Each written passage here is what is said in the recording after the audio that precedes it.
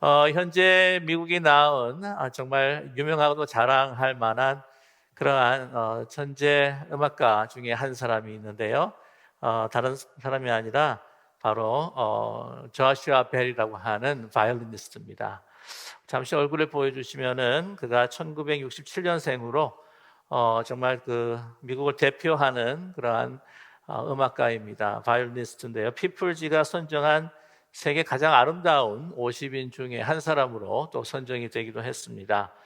보시면은 이제 바이올리니스트의 꽃미남이기도 해가지고 또 인기가 많습니다.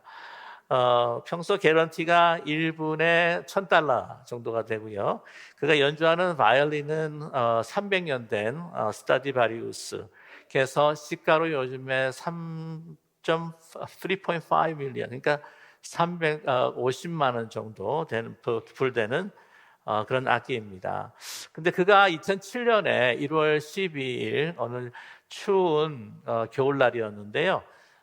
이 워싱턴의 람팡 플라자 지하철역에서 거리의 악사로 이제 타단하고 이렇게 나타나게 됩니다.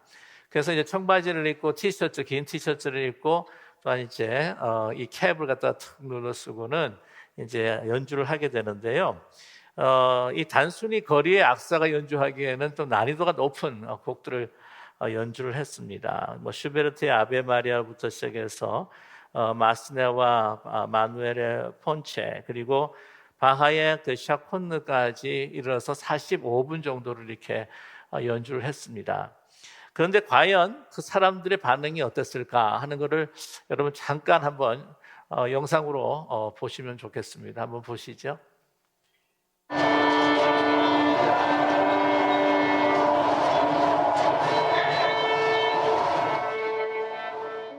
그 45분은 너무 길기 때문에 2분으로 줄여서 여러분께 보여드렸는데요. 마지막 그 곡이 그제 바하의 샤코느라고 하는 아마 음악일 겁니다. 그 피스일 겁니다. 그런데 이제 거진 한 1,100명 정도가 45분 동안 왔다 갔다 했는데 그 중에서 이제 그 음악에 매료가 되어 가지고는 좀 서가지고 잠시 보는 사람이 한 7명 정도 되었고요. 그리고 27명 정도가 이제 지나가면서 이제 돈을 이제 집어넣고 지나갔는데 그 스타디바리우스를 넣었던 그 케이스 안에 모였던 돈이 27불 정도가 되었다고 합니다. 근데 그 이 평가를 내리는데 여기 그 DC에 살고 있는 그 현대인들이 너무나도 시간에 쫓겨 살아간다. 마음의 여유가 없다. 마음에 이러한 음악을 담을 수 있는 만한 그런 여유 있는 방이 없다라고 하는 그런 이야기도 한 적이 있습니다. 저는 그런 생각이 들어요. 이 그 조슈아 벨이라고 하는 사람이 이제 모르는 분들이 또 있었지 않았겠는가. 또 뿐만 아니라 이 조슈아 벨이라고 하는 이 유명한 그 바이올리니스트가 아니 어떻게 그 지하철역에서 그렇게 피아노 저기 바이올린을 할 것인가 기대를 아마 하지 않았을지도 모르겠습니다. 그냥 보통 바이올리니스트이거니라고 생각하면서 지나치지 않았을까 하는 생각을 갖게 됩니다. 뭔가 마음에 자기의 생각 또한 그 여유가 없이 가득 차 있는 마음이기에 그러한 유명한 바이올리니스트가 그러한 아주 훌륭한 악기를 가지고 그렇게 연주를 함에도 불구하고 그것을 감상하지 못하는 현대인의 마음이 아닐까요? 만약 여관의 주인이 예수님께서 하나님의 아들이시요 정말 메시아시다라고 하는 것을 그가 분명히 확신하고 알았다고 한다면 이렇게 여관이 없어서 방이 없어서 전전긍긍하다가 이렇게 마구간에 구유해서 주님께서 나셨을까 하는 생각을 갖게 됩니다. 그 여인 여관의 그 주인이 정말 그렇게 알았다면은 다른 곳이 그렇게 가득 방이 찼다고 할지라도 자신의 방을 드리지 않았을까 하는 생각을 갖게 됩니다. 하나님의 아들 메시아 저 높은 그 천상을 버리시고 이 땅에 오셨을 때에 사람들은요 정말 축하하면서 소리를 지르면서 모든 세계가 환영했어야 했을 것입니다. 그러나 그러지 않았다고 하는 것이죠. 지난해 4월로 기억이 됩니다만은 여러분께서 아시는 그 영국의 왕세손, 그 윌리엄 왕세손이 있습니다. 세 번째 아이를 가졌죠. 그리고 두 번째 아들이기도 합니다. 그래서 모든 그 BBC가 그 집중을 하면서 거기를 이제 보도를 했던 적이 있었는데요. 그때 그 케이트 왕세손이 이제 그 윌리엄과 같이 이렇게 병원에 이제 들어가는 출산하기 위해서 이제 병원에 들어갔는데 사람들이 막 모여가지고 운집을 했습니다. 그냥 파티복으로 갈아입고 그냥 이 축하 나팔을 갖다가 이제 준비를 하면서 이제 그 순산에서 나오는 날들을 이제 기다리고 있었던 거죠. 그 시간을 기다렸습니다. 그러니까 이제 그 아이를 데리고 나오는 그 장면을 보면서 사람들이 그 앞에서 그냥 막 환호성을 내지르고 뭐 모든 카메라가 집중이 되고 뭐 하여튼 난리 법석이 아니었습니다. 뿐만이 아니라 그 둘째 아들의 이름을 뭐로 짓겠느냐 그래가지고 그거를 막 내기하면서 뭐 세계의 도박사들이 뭐 모여가지고는 내기를 했을 정도로 그래서 그것을 이제 BBC 뉴스 그 장면으로 이제 보면서 이제 그런 생각을 했습니다. 예수님께서 정말 영국의 왕실에서만 태어났어도 이런 주목을 받지 않았을까 하는 생각을 갖게 된다고 하는 것이죠. 그 헤롯 대왕도 이 아기가 베들레헴에서 나타나는 아기가 정말 하나님의 아들이다. 온 인류, 자기뿐만이 아니라 온 인류를 구원하실 메시아다라고 그가 정말 믿고 그 마음속에 그 탐욕과 욕심들을 버리고 그 마음에 빈방이 있었다고 한다면 예수님을 영접했을 것입니다. 동방박사들만 가서 또한 보배합으로 예수님께 경배한 것뿐만이 아니라 정말 헤롯 대왕도 가서 아기 예수님을 만왕의 왕으로 또 그렇게 경배하지 않았을까요? 자기의 중심 마음방에 드릴 수 없는 그러한 욕심과 탐욕으로 가득 차 있는 헤롯 대왕. 그러나 저는 그런 생각이 들어요. 오늘도 이 아우구스도의 그 소위 말하면 로마의 황제죠.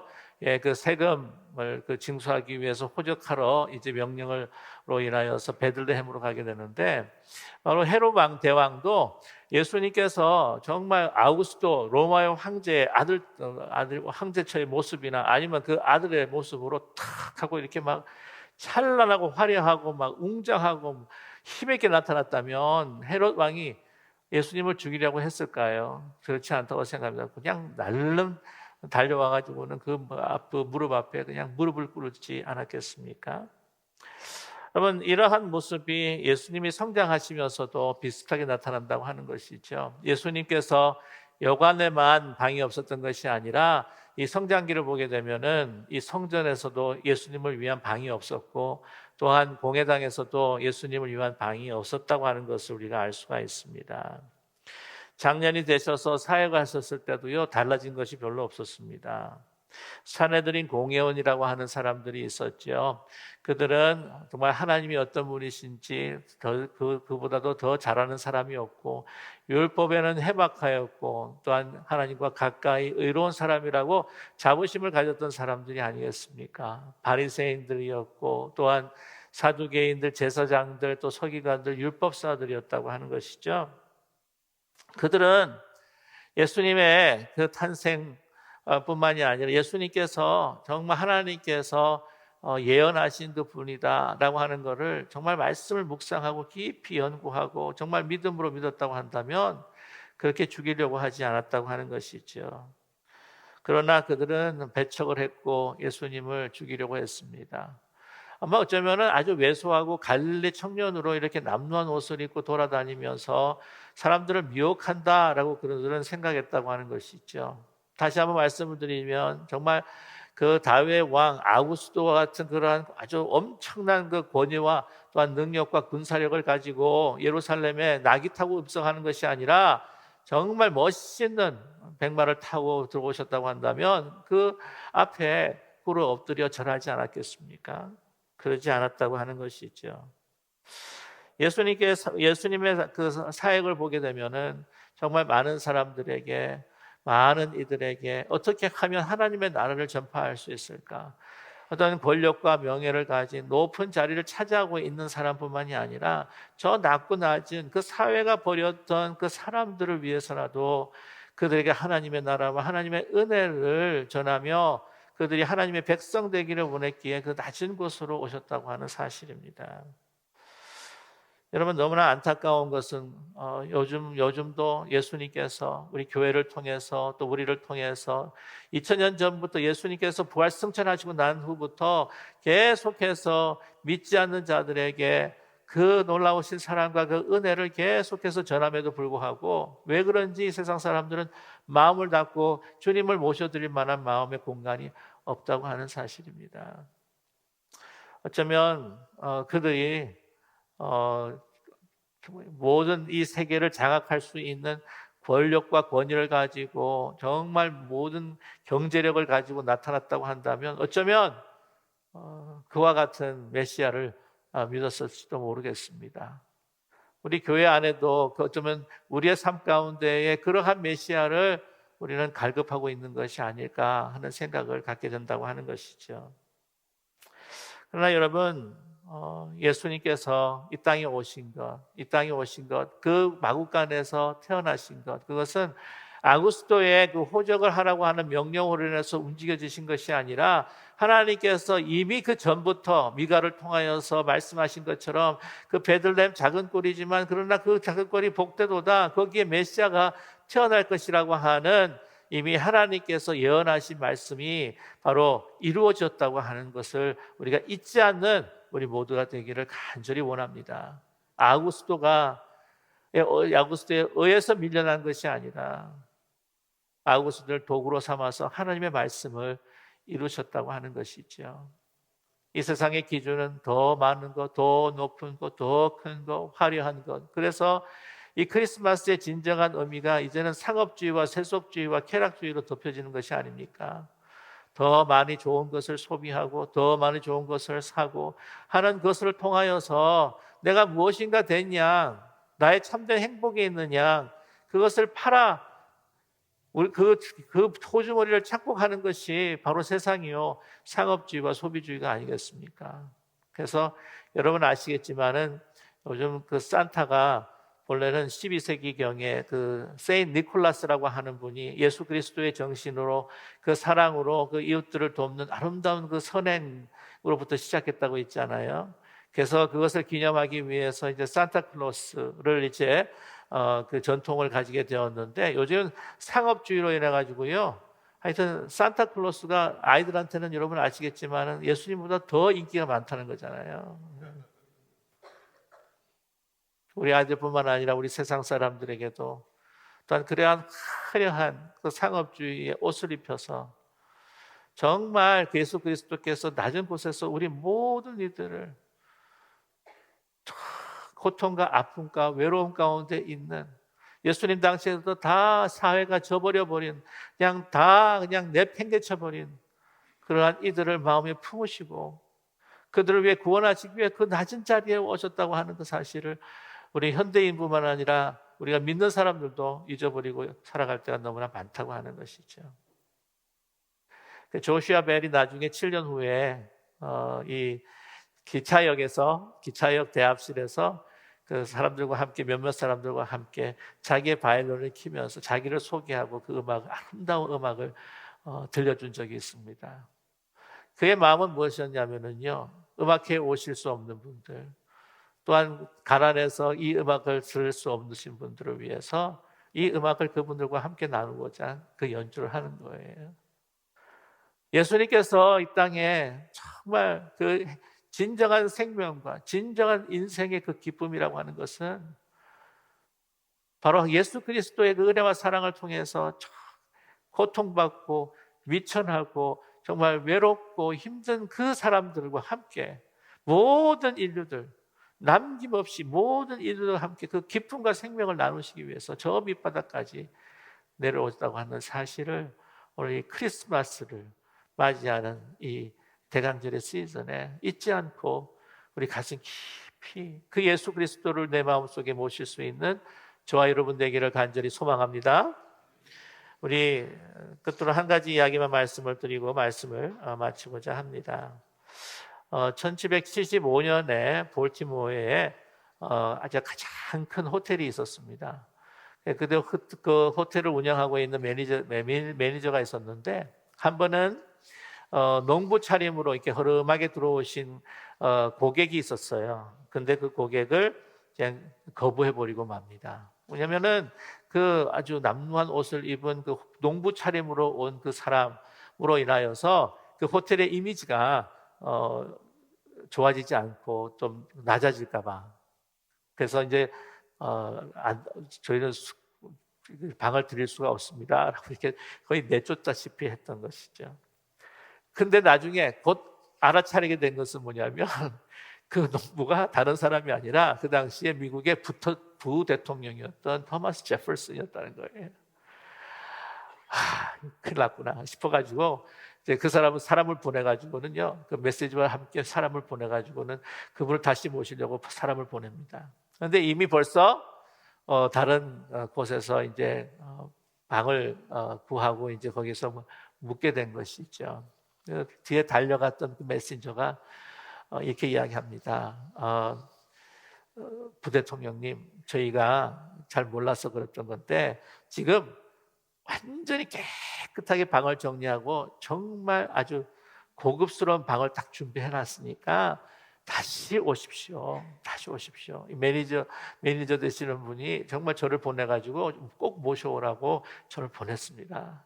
그랬더니 토마스 제퍼슨이 하는 이야기가 그 매니저에게 꼭 좀 전달해 주십시오. 저는 이미 방을 얻은 상황이고 그래서 제가 더 이상 방이 필요 없습니다. 그리고 당신을 보낸 그 매니저의 그 아주 좋은 의도 제가 그냥 그대로 받겠습니다. 그러나 한 농부에게 줄 수 없는 방을 줄 수 없는 호텔이라고 한다면 미국의 부대통령도 가지 않겠습니다. 라고 그렇게 이야기했다고 하는 거죠. 저와 여러분, 우리가 어디서 정말 주님을 찾고 어디에서 어느 순간에 또 우리가 주님을 만나면서 우리에게 모셔드릴지 우리가 한번 깊이 생각해 볼 수 있는 우리 모두가 되었으면 합니다. 요한계시록 3장 20절을 보게 되면은 라오디게아 교회에게 부활씀 전하시고 하나님 우편에 계신 예수님께서, 심판주 되시는 예수님께서 말씀하고 계시잖아요. 볼지어다 내가 문 밖에 서서 두드리노니 누구든지 내 음성을 듣고 문을 열면 내가 그에게로 들어가 그와 더불어 먹고 그는 나와 더불어 먹으리라. 저와 여러분, 오늘 예배를 드리면서 저와 여러분의 마음에 무엇이 그렇게 가득 차 있습니까? 혹시 세상 걱정과 염려로 가득 차 계십니까?